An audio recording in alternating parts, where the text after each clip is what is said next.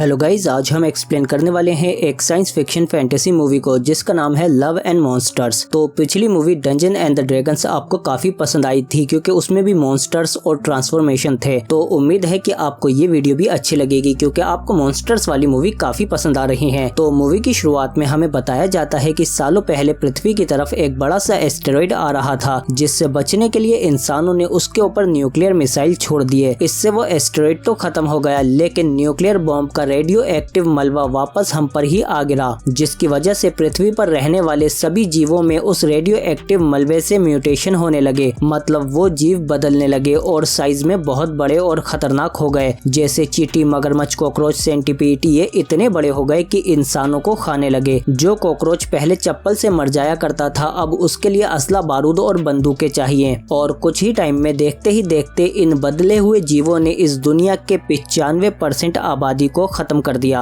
और जो इंसान बच गए वो जमीन के नीचे बंकरों में छिपकर रहने लगे, क्योंकि बाहर वो जीव हर किसी को खा जाते हैं। और यहीं पर एक बंकर में हम जूल को देखते हैं, जो अपने साथियों के साथ पिछले 7 सालों से इसी बंकर में रह रहा है। और इन लोगों ने यहाँ पर बहुत सारा खाना भी जमा कर रखा है। जूल की जिम्मेदारी है खाना बनाना और साफ सफाई करना, और यहाँ पर सभी लोग मिलजुल कर एक साथ रहते हैं। इसके बाद जब जूल सोने के लिए लेटता है तो उसे अपनी गर्लफ्रेंड एमी की याद आने लगती है, क्योंकि 7 साल पहले ये उससे बिछड़ गया था जब इस दुनिया पर वेरिएशन की वजह से इन मॉन्स्टर्स ने हमला किया था। तभी जूल अपने ख्वाब से बाहर आता है, क्योंकि इनके बंकर में एक सायरन बजने लगता है। मतलब कोई बड़ा सा कॉकरोच इनके बंकर में नीचे आ गया है, जिसे मारने के लिए ये लोग हथियारों के साथ बाहर जाते हैं। पर वो लोग जूल को अपने साथ नहीं ले जाते, क्योंकि किसी भी मॉन्स्टर को देखते ही जूल वहीं पर जम जाता है और कुछ नहीं कर पाता। इसके कुछ देर बाद जूल को लगता है कि उसके साथियों को उसकी मदद की जरूरत है। इसीलिए जब वो बाहर आता है तो वो देखता है कि उस जाइंट कॉकरोच ने इसके एक साथी को मार दिया है। और जब वो मॉन्स्टर बाहर जूल के सामने आता है तो जूल सुन पड़ जाता है और हिलडुल नहीं पाता। और वो मॉन्स्टर जैसे ही इस पर हमला करने वाला होता है तभी इसका एक साथी कॉकरोच का सिर काट देता है। और फिर इसके कुछ टाइम बाद जब जूल फ्री होता है तो वो फिर से एमी की यादों में खो जाता है। और फिर वो उससे रेडियो के जरिए बात करने की कोशिश करता है और अचानक एमी का कनेक्शन लग जाता है। और जब ये एमी से बात करता है तो एमी 7 साल बाद जूल की आवाज सुनकर बहुत खुश होती है और वो इसे अपना एड्रेस बता देती है। जिसके बाद जूल फैसला करता है कि वो उससे मिलने वहाँ जरूर जाएगा। इसीलिए वो अपने साथियों को एमी के बंकर में चलने को कहता है, पर ये लोग मना कर देते हैं कि उसका बंकर यहाँ से बहुत दूर है और रास्ते में मिलने वाले मॉन्स्टर हमें कच्चा चबा जाएंगे। इसीलिए जूल अकेले ही जाने का फैसला करता है, पर ये लोग उसे रोकने की कोशिश करते हैं। जिस पर जूल इनसे पूछता है कि मैं वहाँ कितने दिन में पहुँच जाऊंगा। ये लोग कहते हैं कि 7 दिन में। जिस पर जूल कहता है कि ठीक है, मैं वहां पहुंच जाऊंगा। और फिर ये अपने साथियों को गुड बाय बोलकर यहां से चला जाता है। और जब ये बंकर से बाहर आता है तो ये 7 साल बाद बाहर की दुनिया देखता है। और कुछ ही दूर आगे चलने पर इसे एक वीरान जगह मिलती है, जहां पानी में से इसे कुछ हलचल दिखती है। तभी उसमें से एक बड़ा सा मेंढक बाहर आ जाता है और अपनी जुबान से जूल को पकड़कर खींचने लगता है। पर तभी एक डॉग आकर मेंढक की जीप पर अटैक कर देता है, जिससे जूल आजाद हो जाता है। और जूल डॉग के पीछे पीछे यहाँ से बाहर निकल जाता है, लेकिन वो मेंढक इनका पीछा करता है। पर वो डॉग जूल को एक बस में ले आता है जहाँ पर ये रहता है। और बस में एक लाल कपड़ा होता है जो डॉगी को बहुत पसंद होता है, क्योंकि वो उसके पुराने मालिक का था जिसे मॉन्स्टर ने मार दिया। और इस डॉगी का नाम बॉय है। इसके बाद अगली सुबह जब जूल यहाँ से जा रहा होता है तो बॉय इसके पीछे आने लगता है और फिर जूल भी उसे अपने साथ ले जाता है, क्योंकि उसे भी एक साथी का साथ मिल जाता है। और फिर ये दोनों अपने सफर पर फिर से आगे की तरफ बढ़ने लगते हैं। पर कुछ दूर आगे बढ़ते ही जूल एक गड्ढे में गिर जाता है, जहाँ पर बहुत सारे इंसानों की हड्डियां पड़ी थीं। चारों तरफ से कीड़े बाहर आने लगते हैं। तभी एक अनजान आदमी और बच्ची जूल की तरफ एक रस्सी फेंकते हैं और जूल को बाहर निकाल लेते हैं। और बच्ची गड्ढे में बॉम्ब डाल देती है, जिससे वो कीड़े मर जाते हैं। और फिर ये दोनों जूल को पहाड़ों की तरफ ले जाते हैं, क्योंकि वहाँ पर मॉन्स्टर्स का खतरा कम होता है। और मीनो रास्ते में जूल को निशाना लगाना सिखाती है और क्लाइड जूल को बताता है कि हमें लगातार चलते रहना होगा, क्योंकि वो मेंढक वाला मॉन्स्टर तुम्हारा अभी भी पीछा कर रहा है। वो आसानी से पीछा नहीं छोड़ते, इसीलिए वो तुम्हारी गंध यानी स्मेल को सूंघता हुआ तुम्हारे पीछे पीछे आ रहा होगा। पर उनकी रफ्तार बहुत कम है, लेकिन तुम्हें सोते हुए पाएगा तो दबोच लेगा। इसके बाद ये लोग फिर से आगे जाने लगते हैं, लेकिन कुछ दूर आगे चलने पर क्लाइड को जूल के पीछे एक मॉन्स्टर दिखाई देता है। और क्लाइड जूल से कहता है कि बिल्कुल हिलना डुलना नहीं और अपने कपड़े उतार कर मुझे दे दो। क्लाइड जूल के कपड़े टुकड़े लेकर उसी मॉन्स्टर के अंदर रख देता है, जो कि एक बहुत ही बड़ा सा स्नेल होता है। ये लोग बिना हिले डुले रहते हैं और वो स्नेल यहाँ से चला जाता है। जिसके बाद क्लाइड जूल को बताते हैं कि सभी मॉन्स्टर बुरे नहीं होते, कुछ अच्छे भी होते हैं जो इंसानों को नहीं मारते, और अच्छे वालों का पता लगाने के लिए तुम्हें बस उनकी आंखों में देखना होगा और तुम्हें खुद ब खुद ही पता चल जाएगा कि कौन से मॉन्स्टर अच्छे हैं। और क्लाइड ने उस मॉन्स्टर स्नेल के अंदर जूल के कपड़े इसीलिए रखे हैं ताकि वो मेंढक वाला मॉन्स्टर जूल के बजाय स्नेल के पीछे पीछे उसकी गंध को सूंघता हुआ चला जाए। इसके बाद ये लोग रात को एक जगह पर रुक जाते हैं और वहाँ पर खाना खाते हैं, और जूल जैसे ही सोने की कोशिश करता है तो क्लाइड आग बुझा देते हैं और इससे कहते हैं कि अब हमें चलना चाहिए, तुम्हें दोनों में से सिर्फ एक ही चीज मिलेगी, या तो तुम सो सकते हो या फिर खाना खा सकते हो। जिसके बाद ये लोग फिर से अपना सफर जारी रखते हैं और अगले दिन हम देखते हैं कि छोटी बच्ची मीनो लगातार जूल को तीर चलाना सिखा रही है और निशाने लगाना भी, और फिर धीरे धीरे जूल भी इसमें माहिर होता जा रहा है। और फिर इसके बाद हम देखते हैं कि आगे इनका सफर अलग हो जाएगा क्योंकि दोनों की मंजिल अलग अलग डायरेक्शन में है। इसीलिए जूल अपने दोनों दोस्तों को गुड बाय बोलकर अपने सफर पर अपनी गर्लफ्रेंड एमी के पास जाने लगता है, और जाते वक्त क्लाइड जूल को एक बॉम्ब देते हैं और कहते हैं कि इसे उस वक्त इस्तेमाल करना जब तुम्हारे पास अपनी जान बचाने का कोई और रास्ता ना हो। और फिर इसके बाद ये दोनों लोग अपने अलग अलग रास्ते पर निकल जाते हैं। और फिर इधर हम जूल को देखते हैं जो काफी लंबा सफर तय करने के बाद एक जगह पर रुक जाता है। तभी इसका डॉगी छिप जाता है क्योंकि इनके सामने एक बहुत ही बड़ा सा सेंटीपीड मॉन्स्टर आ जाता है, जिसे देखकर जूल जाम हो जाता है। पर वो सेंटीपीड मॉन्स्टर जूल को दूर फेंक देता है क्योंकि वो इसके कुत्ते को खाना चाहता है, इसे नहीं। और फिर वो मॉन्स्टर जूल के कुत्ते को घेर लेता है और उसे खाने ही वाला होता है। तभी जूल को अपने माँ बाप का ख्याल आता है कि कैसे एक मॉन्स्टर ने उसके माँ बाप को उसकी आंखों के सामने मार दिया और वो कुछ नहीं कर पाया। इसीलिए जूल डिसाइड करता है कि वो अब ऐसा दोबारा नहीं होने देगा। इसीलिए वो खड़ा होकर अपने तीर से बिना रुके मॉन्स्टर पर हमला करने लगता है, जिससे वो मॉन्स्टर मर जाता है। और आज पहली बार एक मॉन्स्टर को मारकर जूल की हिम्मत बहुत ज्यादा बढ़ जाती है। इसके बाद जूल फिर से एमी के बंकर की तरफ जाने लगता है और फिर रात होने पर ये एक जगह पर रुक जाता है जहाँ पर इसे एक रोबोट मिलती है, जिससे बातें करने पर जूल को बहुत अच्छा लगता है। और फिर वो रोबोट जूल की माँ की तस्वीर निकाल कर लगा लेती है और फिर जूल उसे अपनी माँ समझकर अपने दिल की सारी बातें करने लगता है, जिससे उसे बहुत अच्छा लगता है। और फिर अगली सुबह हम देखते हैं कि ये लोग अपना सफर फिर से शुरू करते हैं, पर कुछ दूर आगे चलते ही इन्हें एक और मॉन्स्टर मिल जाता है जो कि जमीन के अंदर से भागता हुआ सीधा इनकी तरफ आ रहा है। जूल अपने डॉग को लेकर तेजी से भागता है और एक पेड़ के पीछे छिप जाता है, पर वो मॉन्स्टर जमीन से बाहर आ जाता है जो आवाजें सुनकर पीछा करता है। पर जूल चुपचाप अपने डॉगी का मुंह पकड़कर वहीं पर बैठा रहता है, इसीलिए वो मॉन्स्टर वहां से चला जाता है। पर तभी कुत्ते को अपने पुराने मालिक का लाल कपड़ा दिखाई देता है, जिसे उठाने के लिए वो चला जाता है, जिसकी आवाज से वो मॉन्स्टर दोबारा इनकी तरफ आने लगता है। पर जैसे ही वो जूल को खाने वाला होता है तो जूल उसके मुंह में वही बॉम्ब डाल देता है, जिससे वो मॉन्स्टर मर जाता है। इसके बाद जूल नदी पार करके दूसरी तरफ जाता है और अपने डॉगी पर बहुत गुस्सा करता है, पर वो देखता है कि उसके शरीर पर बहुत सारी जोक्स हैं। जूल उन्हें निकाल देता है, पर इनके जहर की वजह से जूल को अब भ्रम होने लगता है और वो भटकता हुआ आगे की तरफ जाने लगता है और कुछ दूरी पर जाकर गिर जाता है। पर तभी वहाँ पर इसकी गर्लफ्रेंड इसे मिल जाती है, जो इसे अपने बंकर में ले आती है। और होश में आते ही जूल उसे देखकर बहुत खुश होता है और एमी भी इसे देखकर बहुत खुश होती है कि ये इतनी दूर उससे मिलने के लिए आया है। और फिर एमी इसे अपना बंकर दिखाती है और अपने लोगों से मिलवाती है। पर जूल एमी से कहता है कि मैं तुमसे प्यार करता हूँ, जिस पर वो कहती है कि हमें अलग हुए 7 साल हो गए हैं और इन 7 सालों में मेरी जिंदगी में बहुत से लोग आए हैं और मैंने बहुत से लोगों को खो दिया है। पिछले साल ही मैंने उस इंसान को खोया है जिससे मैं सबसे ज्यादा प्यार करती थी। तो इसका मतलब एमी को किसी और से प्यार हो गया था जो पिछले साल मर गया। ये सुनकर जूल को बहुत बुरा लगता है, पर कोई ना, जूल मान जाता है। और फिर अगली सुबह एमी जूल को दिखाती है कि हम लोग यहाँ पर रहते थे, पर यहाँ पर जायंट्स मॉन्स्टर का खतरा बढ़ता जा रहा है, इसीलिए केप हमें यहाँ से अपनी शिप में लेने के लिए आया है, जिसके साथ अगली सुबह हम लोग निकल जाएंगे। केप इन लोगों को बहुत अच्छा लगता है और इन लोगों को केप पर बहुत भरोसा है। इसके बाद रात को हम देखते हैं कि जूल रेडियो के जरिए अपने बंकर के साथियों से बातें कर रहा होता है, पर इसके साथी चौंक जाते हैं कि तुम वहाँ पर जिंदा पहुँच गए, हमें तुम पर बहुत नाज है। इसके बाद जूल के साथी बताते हैं कि हमारे बंकर में बार बार मॉन्स्टर आते जा रहे हैं। तभी रेडियो का कनेक्शन कट जाता है और फिर केप का एक आदमी जूल के पास आता है और उसे एक बेरी दे देता है खाने के लिए। पर जूल पहचान लेता है कि इस बेरी बेरी को खाने से नींद आ जाएगी और बेहोश हो जाएंगे। और जब वो बाहर एमी और उसके साथियों को बताने जाता है तो सबने वो बेरी खाली होती है और पीछे से मारकर जूल को भी बेहोश कर दिया जाता है। और जब सुबह इनकी आंख खुलती है तो ये सब बंधे हुए होते हैं और अब हमें पता चलता है कि कैप ने इन सबको धोखा दिया है, क्योंकि वो एक लुटेरा है जो दूसरों की कॉलोनी में जाकर उनका सामान और खाना लूट लेता है। इसीलिए कैप ने इनका सामान और खाना भी लूट लिया है और वो इन्हें बताता है कि मेरी शिप यानी जहाज तेल या पेट्रोल से नहीं चलती, बल्कि उसे मैंने एक जाइंट मॉन्स्टर क्रैब से बांध रखा है जो मेरे जहाज को खींचता है, पर उससे भी एनर्जी के लिए खाने की जरूरत तो है और वो अभी बहुत ही भूखा है। इसीलिए कैप अपने मॉन्स्टर को इन लोगों के ऊपर छोड़ देता है ताकि इसका मॉन्स्टर इन लोगों को खा सके। और फिर वो मॉन्स्टर इनके पास आने लगता है, पर तभी एमी अपनी रस्सी काट लेती है और जूल के हाथ भी खोल देती है और उससे कहती है कि तुम उस मॉन्स्टर को संभालो और मैं इन्हें। इसके बाद एमी कैप के लोगों पर हमला कर देती है और मॉन्स्टर इनकी तरफ आने लगता है, पर जूल एक बड़ा सा भाला लेकर उस मॉन्स्टर में घुसेड़ देता है जिसकी वजह से वो पलट जाता है। और इधर एमी भी काला से लड़ रही होती है, पर तभी कैप अपने मॉन्स्टर को करंट देकर उठा देता है जिससे जूल दूर जाकर गिरता है और फिर वो मॉन्स्टर उठकर चारों तरफ तबाही मचाने लगता है। और फिर वो जैसे ही जूल की तरफ बढ़ता है तो तभी जूल का डॉगी वहां आ जाता है और उस मॉन्स्टर पर भौंकने लगता है। तभी कैप काला से कहता है कि इस कुत्ते को खत्म कर दो, पर एमी उसका हाथ हिला देती है जिससे वो ब्लास्ट मॉन्स्टर के ऊपर होता है। तभी कैप पीछे से आकर एमी को मार देता है जिससे वो बेहोश हो जाती है। और फिर जब वो मॉन्स्टर कैप की तरफ बढ़ रहा होता है तो कैप उसे बिजली के झटके देकर रोक देता है और इसी वजह से वो मॉन्स्टर कैप और उसके लोगों पर हमला नहीं करता और चुपचाप इनके जहाज को खींचता रहता है, क्योंकि इन लोगों ने उसे गुलाम बनाकर रखा हुआ है। जूल अपने कुत्ते से कहता है कि एमी को जाकर उठाओ और इधर कैप अपने लोगों के साथ जहाज की तरफ जाने लगता है। और इधर वो मॉन्स्टर जूल को मारने की कोशिश कर रहा है, पर जूल जैसे तैसे करके उससे बचता जा रहा है। पर कैप दूर से ही उस मॉन्स्टर को करंट के झटके देने लगता है, जिसके बाद वो मॉन्स्टर जूल को पकड़ लेता है। तभी एमी आ जाती है और जूल को गन दे देती है। जूल उस मॉन्स्टर के मुंह में ब्लास्ट करने ही वाला होता है, पर तभी वो रुक जाता है क्योंकि मॉन्स्टर की आंखों में देखकर जूल को लगता है कि वो उससे कुछ कहना चाह रहा है। और फिर जूल समझ जाता है कि यह अच्छा मॉन्स्टर है जो इंसानों को नहीं मारना चाहता, इसीलिए जूल उसके ऊपर ब्लास्ट ना करके उसकी चेन के ऊपर ब्लास्ट करके उसे तोड़ देता है, जिससे अब कैप उस मॉन्स्टर को बिजली के झटके नहीं दे पाता और अब मॉन्स्टर आजाद हो जाता है। जिसके बाद वो मॉन्स्टर जूल के करीब आता है और फिर वापस पानी में चला जाता है और कैप के जहाज के ऊपर चढ़कर सबसे पहले काला को खाता है और फिर बाकी साथियों के साथ वो कैप को भी खा जाता है और फिर इनके जहाज को भी तबाह कर देता है। और फिर इसके बाद जूल एमी से कहता है कि मेरे एक दोस्त ने कहा था कि पहाड़ों पर मॉन्स्टर नहीं होते, इसीलिए अगर हम लोग वहां चले जाए तो इन मॉन्स्टर से बच सकते हैं और अपनी आजाद जिंदगी जी सकते हैं। पर अब पहले मुझे वापस अपने लोगों के पास जाना होगा क्योंकि मुझे उनकी फिक्र हो रही है। पर जाने से पहले वो एमी को अपने दिल की बात बता देता है और फिर एमी भी कहती है कि मैं तुम्हारे लिए वापस जरूर आऊंगी। और फिर जूल वापस अपने लोगों के पास चला जाता है और जब वो यहाँ आकर देखता है तो बंकर के ऊपर का हिस्सा टूटा हुआ होता है, पर अंदर जाने पर इसे इसके दोस्त मिल जाते हैं जो जूल को देखकर बहुत खुश होते हैं। इसके बाद जूल रेडियो पर सबको बताता है कि बाहर पहाड़ों में खुलकर आप अपनी जिंदगी जी सकते हैं। मैं जानता हूँ कि जमीन अभी भी हमारे लिए खतरनाक है, पर जमीन के नीचे छिपकर रहना इसका जवाब नहीं है, इसीलिए हमें बाहर निकलना होगा और आजाद होकर अपनी जिंदगी जीनी होगी। जब मैं जिंदा रह सकता हूँ तो आप भी जिंदा रह सकते हैं। और फिर हम देखते हैं कि सभी लोग जमीन से बाहर आने लगते हैं और पहाड़ों की तरफ अपनी आजाद जिंदगी के लिए जाने लगते हैं। और इसी के साथ ये मूवी यहीं खत्म हो जाती है। अगर आपको ये वीडियो अच्छी लगी है तो प्लीज लाइक जरूर करो इसे और कमेंट करके बताओ कि आपको ये वीडियो कैसी लगी। इसके अलावा आप हमारे चैनल में जाकर इससे और भी अच्छी वीडियो देख सकते हैं, पर उससे पहले सब्सक्राइब तो करो हमारे चैनल को, बेल आइकन दबाकर नोटिफिकेशन ऑल पर भी क्लिक करो ताकि और भी अच्छी वीडियो मिलते रहे आपको। हम मिलते हैं आपसे अगली वीडियो में।